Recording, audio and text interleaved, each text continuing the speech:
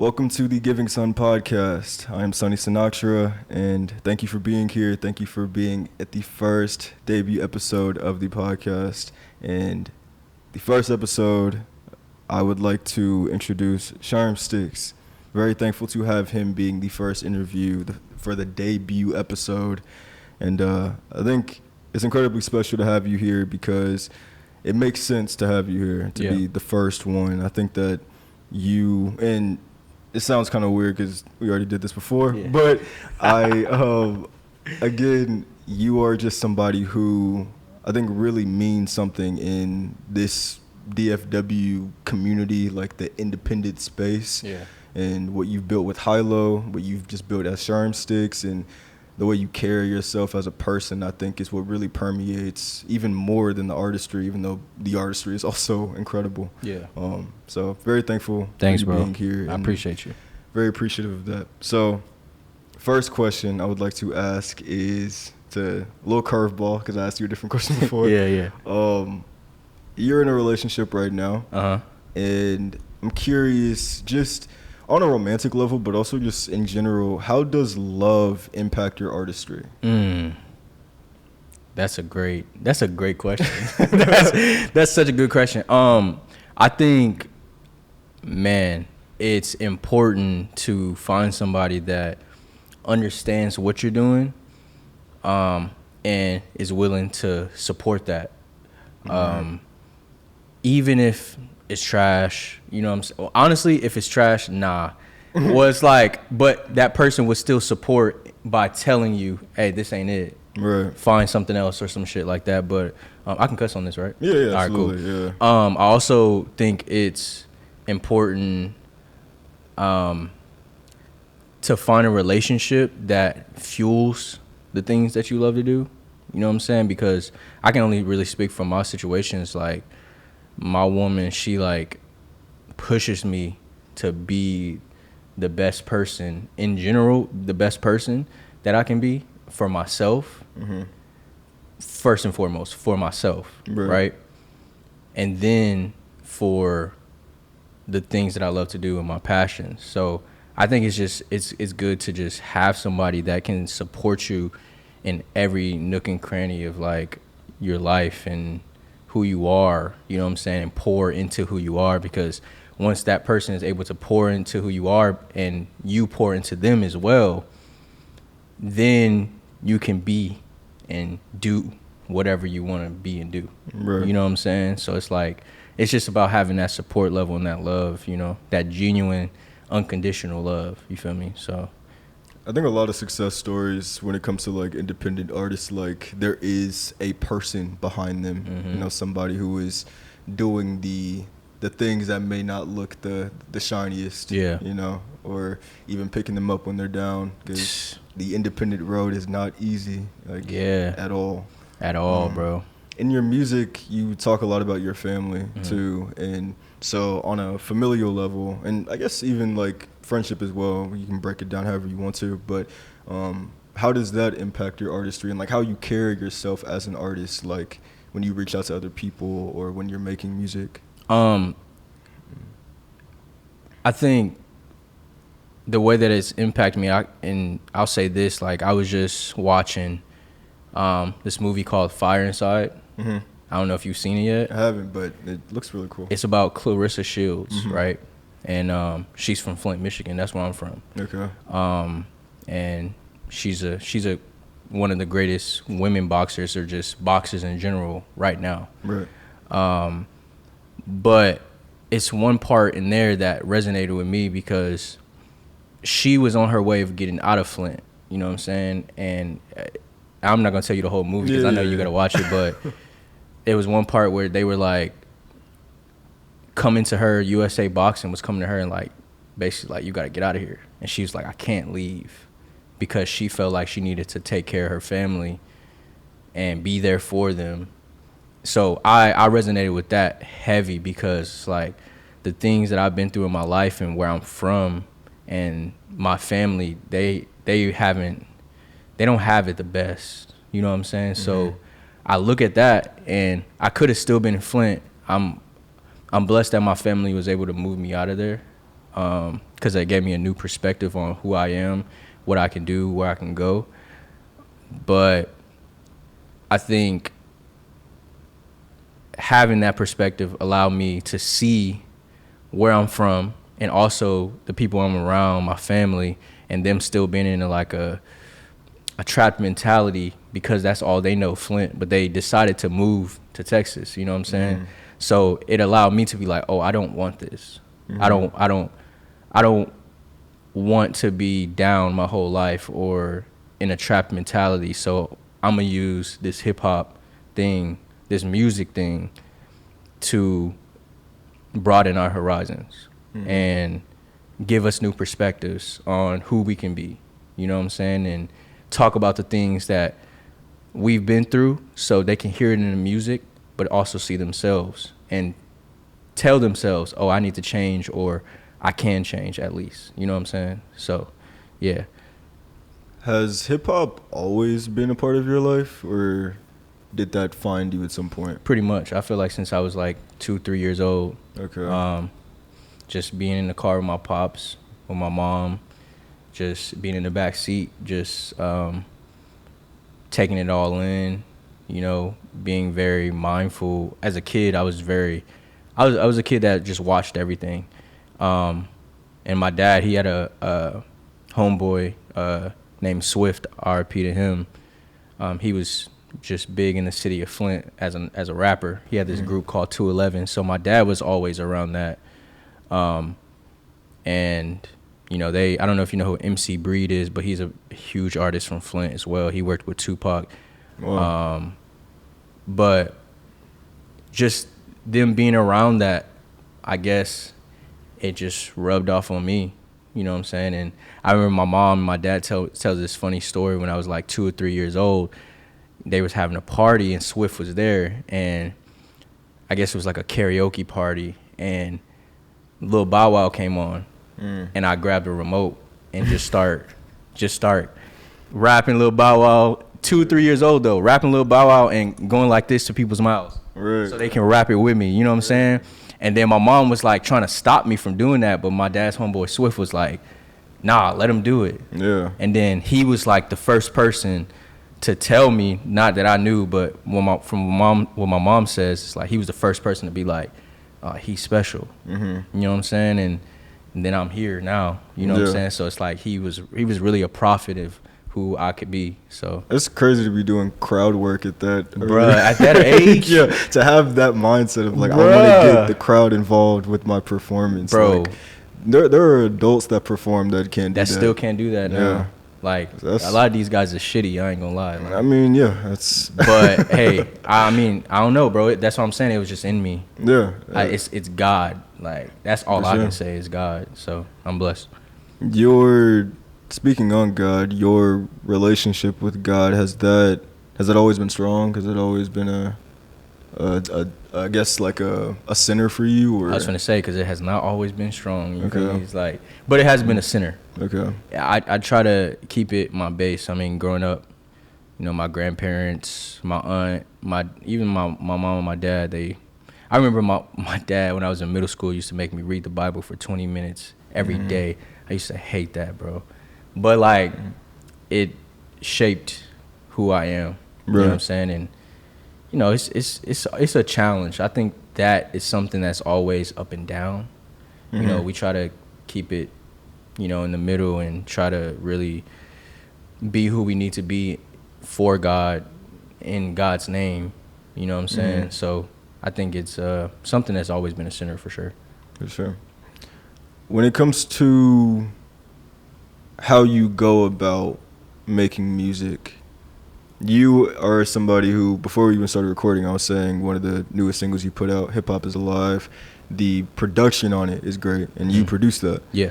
And so when it comes to being an independent artist, how important do you think it is to not only be able to, because this XLR cable I got from you, like, how important do you think it is to be able to record yourself and to be able to produce things yourself, to not, you know, have to go to a studio to pay these things? Like, how important is that, the self-efficiency, I guess? Man, it's so important. I remember I told myself when I was 18, actually was like 17, 18 after, you know, I tried the collective thing in high school with these 7 or 8 guys, and we all pitched in money to build a studio at Allen. You know what I'm saying? Yeah. And then just put all the studio equipment in my homeboy T's crib, just so we all can record and make music.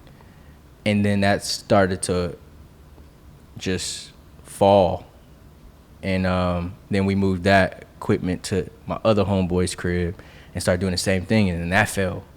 So then I realized how important ownership is. Right. Having your own that nobody can take away from you. Like, I didn't want anybody to be like, I put in on that, give me it. Yeah. Because it's like, what can you say? Like, you can say nah, but then it's like, it's like then now you look like a bitch. You know what I'm saying? It's like, and I never wanted to be that person. So for me, it was just like, man, I need to make sure I got my own camera, I got my own mic, I got my own computer, my own everything, my own studio that I can go in and record my music in a safe space for myself. You know what I'm saying? Is it a hard balance for you though? Because I feel like you have so many people in your life who can do these things. You have videographers, you have producers who you trust, like you have other studios you can go to. I feel like that one's a little different, but is it harder? Is it like a hard balance for you to figure out like, okay, I want to do this myself, or I want to collaborate on this? Or do you just feel it? Yeah and no. I think at this point I just have people that like just send me beats, which is good, which is great. I appreciate all my dogs for real. Yeah. Shout out producers. Shout out Drigo,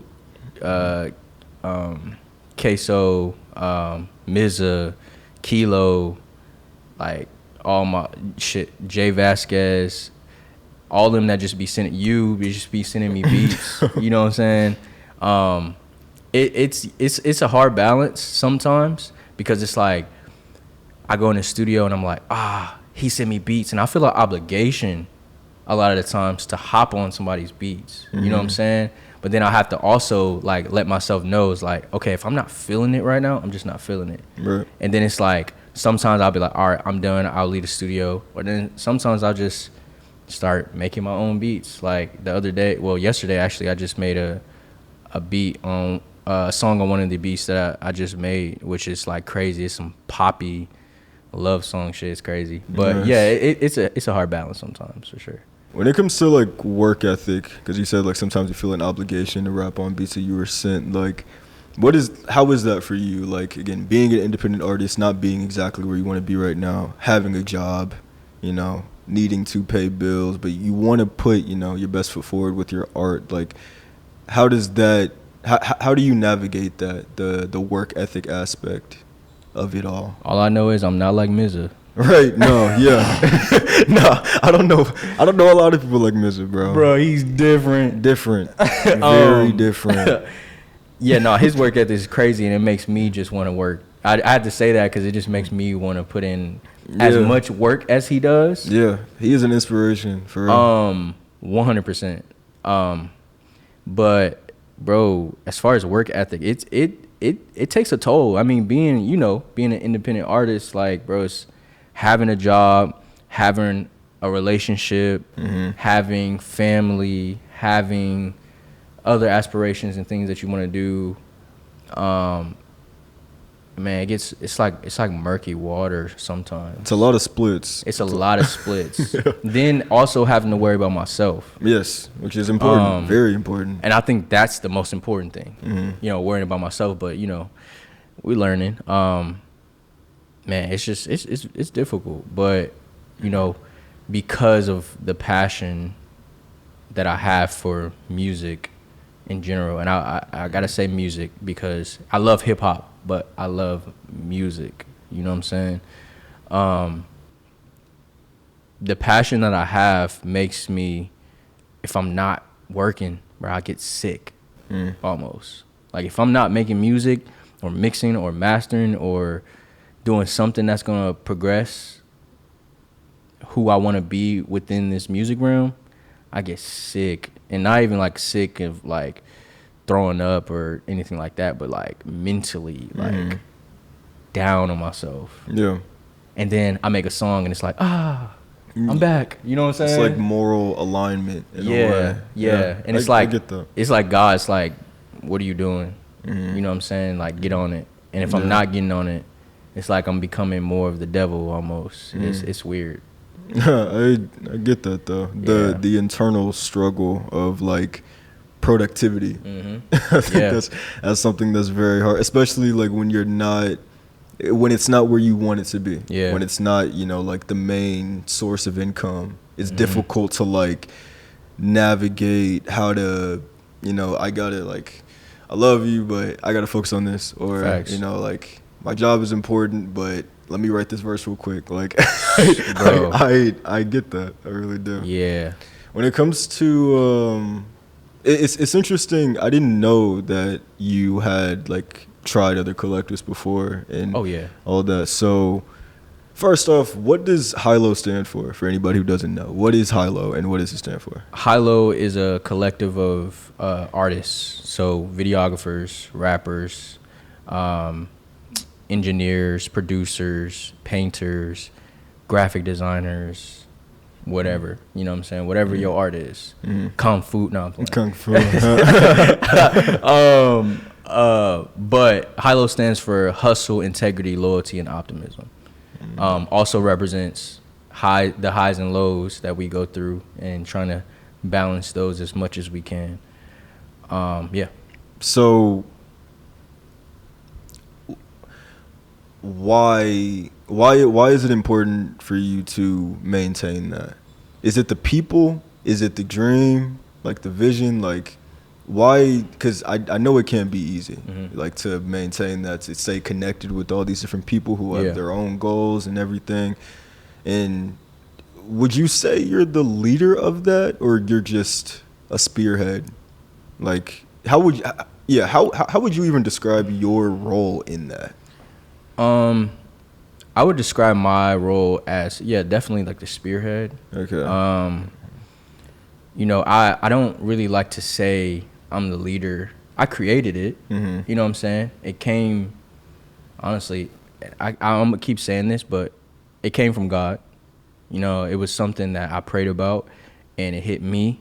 And once it hit me, then I was able to put it out into the world and tell my friends about it. And my friends were like, oh, let me add on to it. Let me add a layer. So I think we all spearhead it in our own ways. Right. We all have our own talents, and we take it to a part of the world and we bring it back.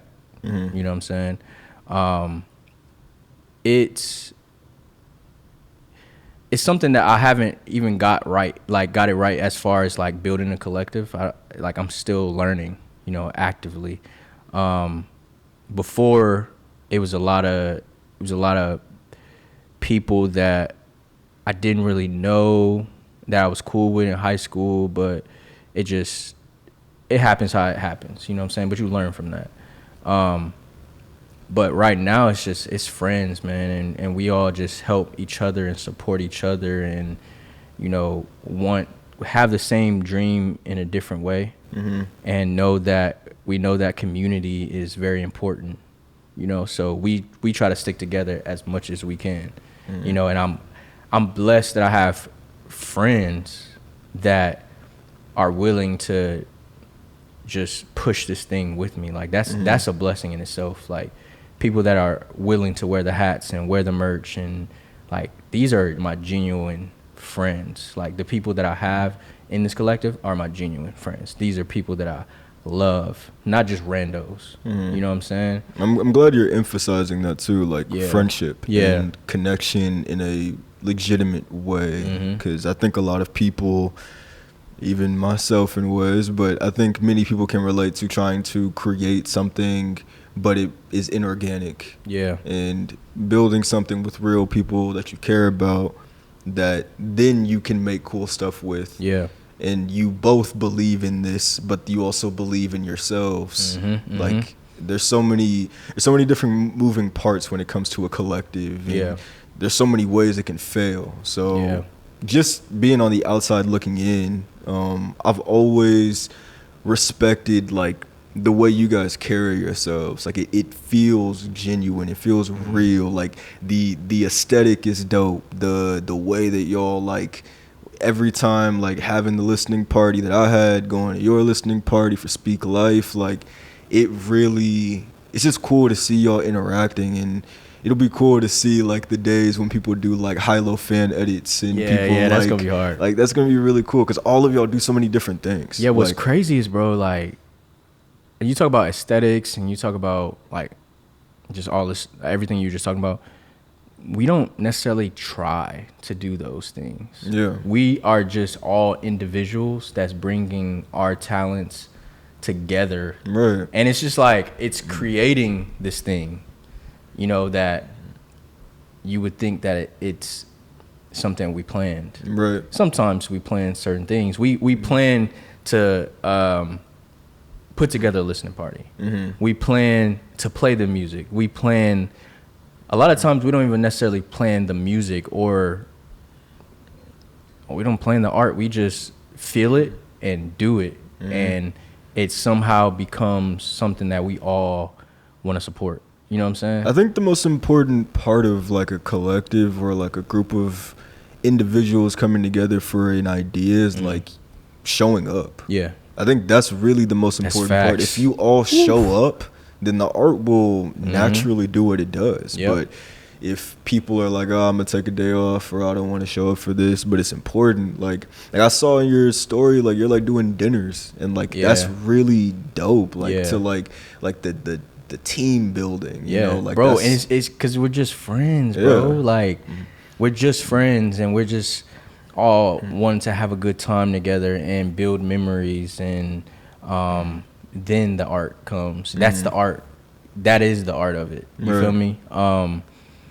Like, and it's, I have to say it again, it's a blessing to have these people, because these people have taught me a lot about who I am. You know what I'm saying? Like my homeboy, Philip Murray, like he taught me like how to be a better artist, because he's a painter. Mm-hmm. The way he thinks about colors and shapes and the whole nine it's like something that I have always enjoyed, but something that I never really tapped into until me and him started to become friends in high school. And then it's like, oh, he's a like-minded individual, so let me learn from him. And he would say he learned stuff from me as well. Mm-hmm. You know what I'm saying? Just different. Yeah. And different ways of seeing art. Yeah. And it's like, oh, that motherfucker fly.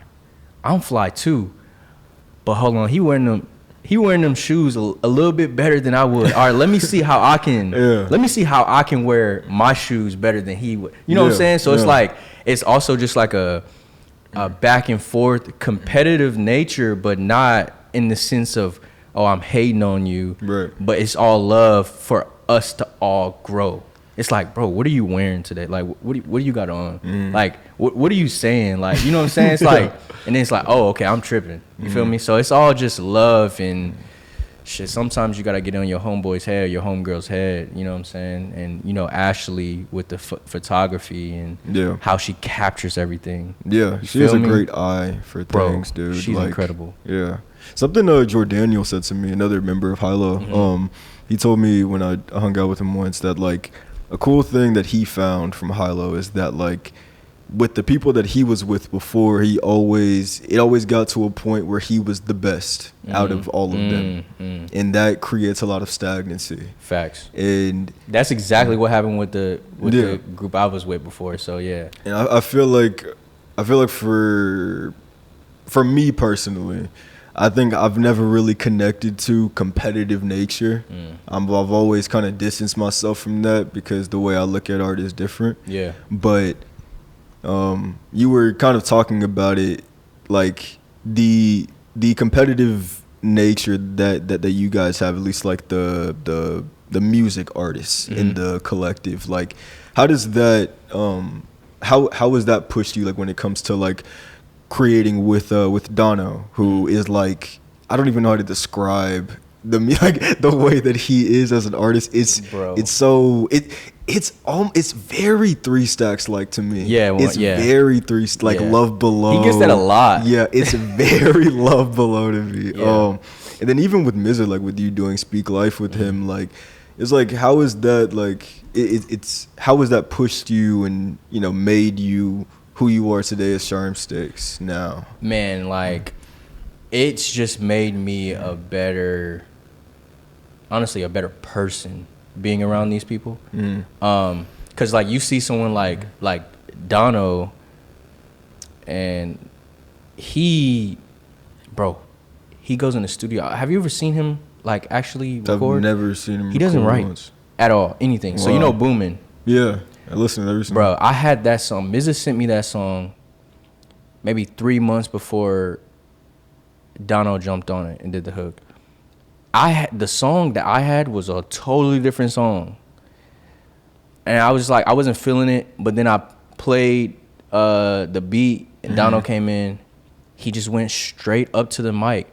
This is for my niggas on the west side, booming. And I was like, oh my God. He changed the landscape of where the song could go completely. But then on the flip side of that, he knows how to create events. And he knows how to, he just knows event planning and how to bring people to a space to elevate the music and the art. And you know what I'm saying? Yeah. So it's like, he has that aesthetic eye. Yeah, for sure. So it's a twofold type of thing, because it's like even with Mizza, like Mizza is crazy with the beats and also his rhymes. Yes. But then obviously, as we know, his work ethic is ridiculous. Yeah. Like something I've never seen before. In so many ways, like it's threefold, it's fourfold. Yeah. Like from like the illustrations and the world building Yeah. to the soundscapes and then the lyrical content. Like it's definitely pushed me. So you even being closer to him, like I bet it's like with you guys doing Speak Life, like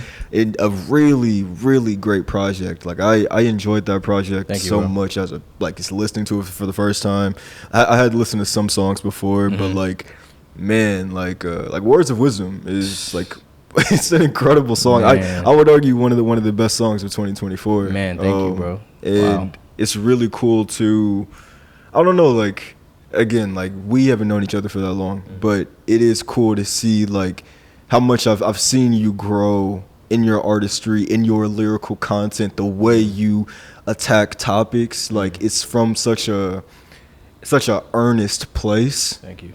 And I think it's really cool how you can navigate the I want to brag and get on my, like I'm that nigga shit, but then you also would be like, but you can do it too. Yeah. But you could be Man, I really just want to like talk about the things that I've been through, but also impact people through those things. Yeah.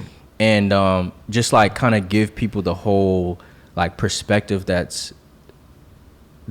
is SHERM STX. But like also just uplift people with that, you know what I'm saying? But also say some cool shit with it and be cool with it, and like just 100% just be myself, bro. And honestly, I'm a type of person, bro. I really sometimes I don't know what I'm doing. I'm just doing. Yeah, I get that. I promise you, I get that. I know who I am. But when it comes to art and it comes to these people that I'm around, we kind of just find each other. Like the music finds me, I find it. Yeah. You know what I'm saying? The rhymes find me, I find it. It's just a constant like revolving door of good shit, and bad shit comes and I get what I need out of the bad shit, but then it always, without me having to try, people and things, it always filters itself out. And it's so crazy because now that I'm sitting here saying this to you, I'll say this to you and then I'll go back home and I'll sit with it and I'll forget, and it will just keep happening. It's so weird. So what are your plans for 2025? Like what are we going to see SHERM STX doing in 2025? I got a album with Kilo on the way. It's called Concrete Dreams. is probably some of the craziest shit I've done. How long have you been connected to Kilo? I've seen that name associated with your music for a bit. We've been connected for about like 6 years. Okay. He went to Allen too. How long have you been making music? Like, how long have you been like SHERM Sticks the rapper? That's all right. So I've been SHERM Sticks for about 6 years. Okay. 6 or 7 years since I was like 19. Okay. I'm 25 now. So making music, bro. I've been making music since I was 8. Okay. Like really since I was 8. I remember I made my first song because I used to be my rap name used to be P Cliff. Okay. It's like taking the first initial of my middle name and half of my last name, P Cliff, right? And my dad, I guess he saw that I had something or wanted to do something. So he just had a friend who had a studio. He bought studio time, put me in the studio. And I made this song. Yeah, at 8 years old. At 8 years old. And I made a song called Burn It Up, where I was talking about having hella money but not giving a fucking burning it up. Right. I don't know what I was on. On some like, Joker shit. Yeah. Yeah. That Dark Knight flow. Yeah. That's crazy. That's crazy. You're stupid, bro. That's very, Bruh. Yeah. So since I was 8, bro, right. Like, I've been through so much.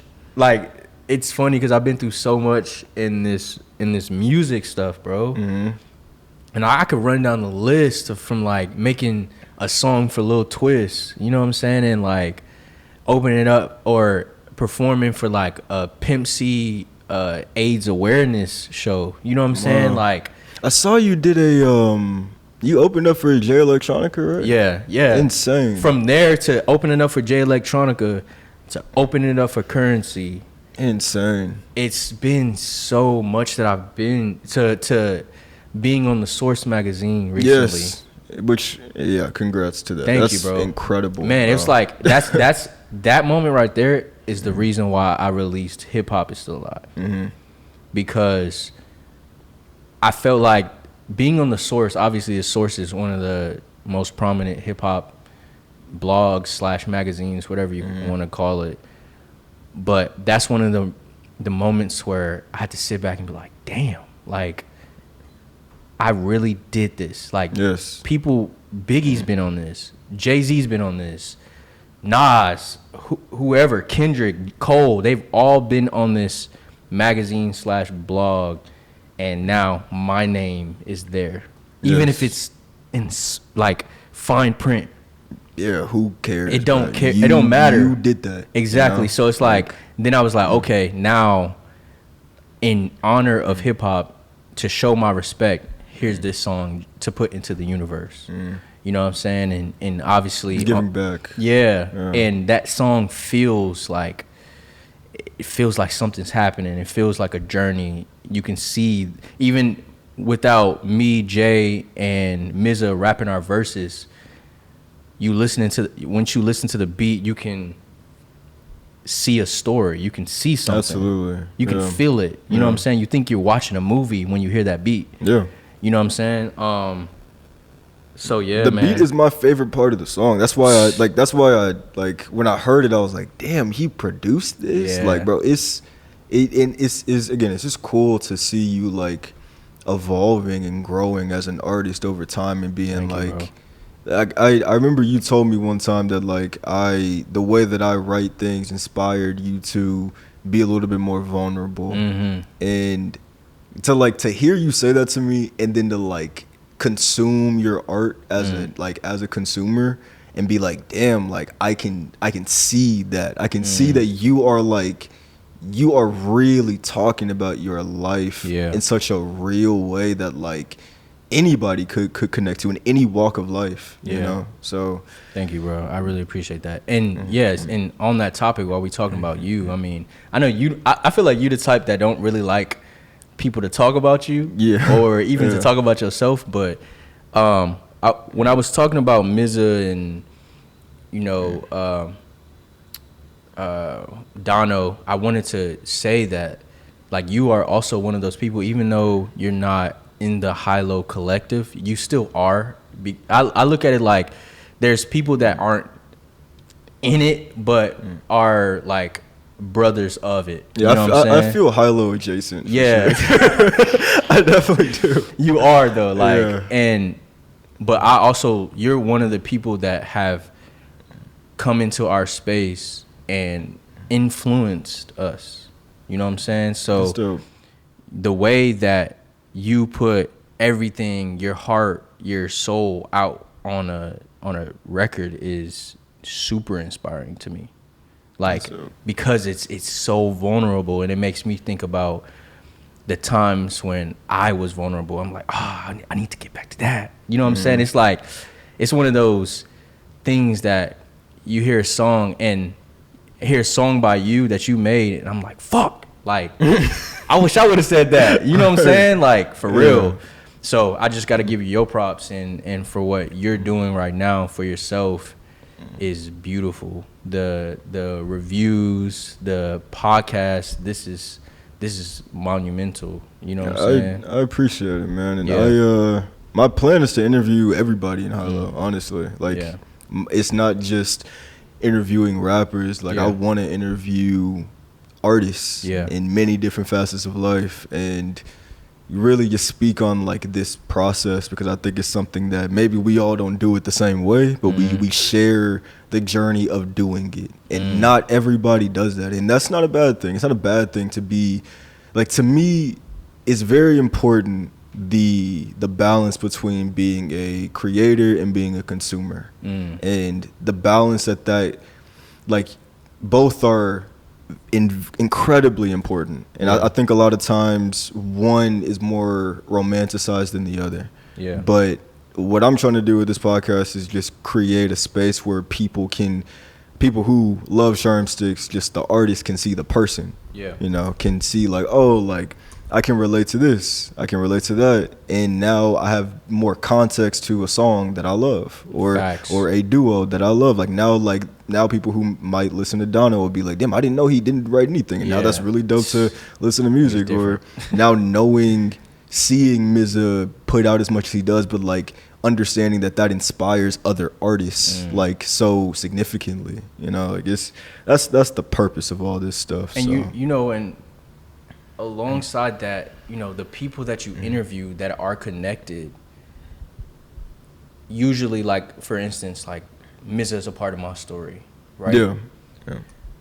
It's going to be interesting to see these people that are connected and see how they even talk about each other and what they mean to each other. You know what I'm saying? And like, because a lot of times I feel like me and my friends, we pretty much, I would say for Mizza, I pretty much tell him, like, how I feel about him. You know what I'm saying? I'm that person, I'm that friend that tell everybody, like, how I feel about him. Cause I'm just, and you've always been that way. It's like the first time I even met you, you were like, the stuff you were saying to me, I was like, damn. He was like, what the fuck?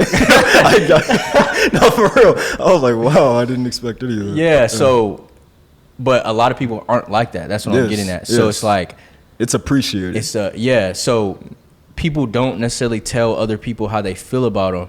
So in this interview process that you're doing, people are going to be able to see, oh, damn, he feels that way about me. And then get some also confidence about themselves. For sure. And then also be more connected to that person, bro. Absolutely. So I got to commend you on what you're doing, because I know this is the first one, and I'm honored that I'm the first person to kick this off with.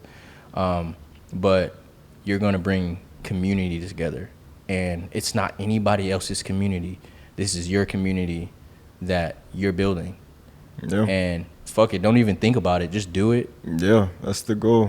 Just do it. But I'm excited to platform people and to give them a place where they can be uplifted, where I can give them the light that they deserve. Like, again, I think you deserve that Source magazine entry. You deserve people to listen to your music. You deserve to not even be an opener, to be a headliner. Like, you deserve Facts. these things. Y'all hear that? Bro. you do. And I want to document this now because I think the people that I interview, even if they don't, but I believe that this is going to be, people are going to look back on this interview and be like, damn, like, that's where he was at 25. Like, if he was still working at that point, I can do it right now. I can do it early. I can do it at 30. I can do it whenever. Facts. Like, age is also important too. I think a lot of people try to like be evasive with that and be like, oh, like, I don't want to tell you my age because I want you to feel like I'm young, or I want you to whatever. But Oh God, bro, like, I did that before. But like, for real though, like, it's important to acknowledge that, like, bro, like, I am in the thick of my life and I am still working hard in my dream. So I commend you for that. I'm thankful for you being here on this episode, the first episode of Giving Sun. I'm incredibly thankful for this experience, to just be able to speak to artists, to speak to a artist of your caliber. Yeah. And for the last question for the debut episode, something I'm going to ask everybody, every artist. Okay. A more philosophical, psychological type question. Do you feel like you can be a great artist even if you don't put out music? Or if you don't put out your art? Do you feel like you can be great, in your opinion? That's a great question.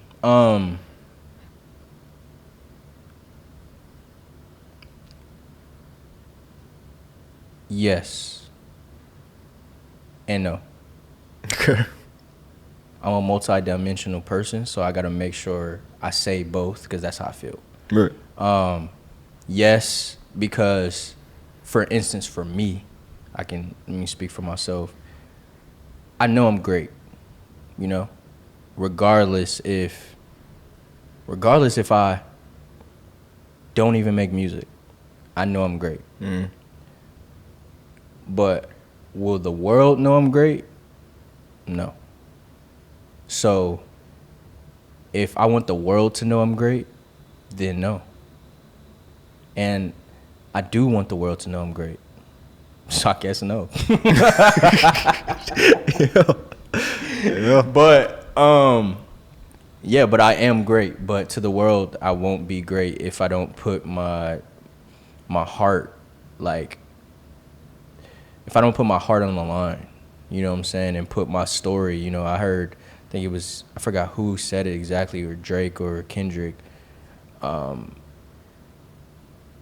But we're selling our stories. You know what I'm saying? We're ultimately selling who we are. Yeah.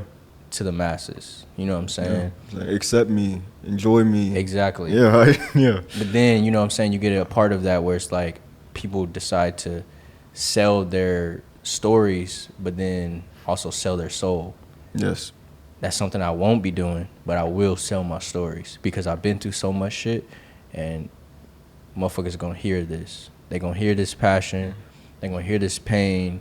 They gonna hear this shame. They gonna hear this love. They gonna hear this triumph. You know what I'm saying? They gonna hear. They gonna hear the success. They gonna hear how I got out of these bad situations and what I'm doing now to put myself in better situations. You know what I'm saying? They gonna hear the whole 9. But yeah. Well, from my perspective, I think you have a story worth telling, a story worth selling. And again, thank you for being on the first episode of the Giving Sun podcast. Thank you for anybody watching this on YouTube or on Spotify. I'm very excited for what this is going to be. And I'm excited for you, bro. Yeah, thank you. And I'm glad you were the first guest for it. So thanks, bro. Thank you. Yeah. And we are out. Peace.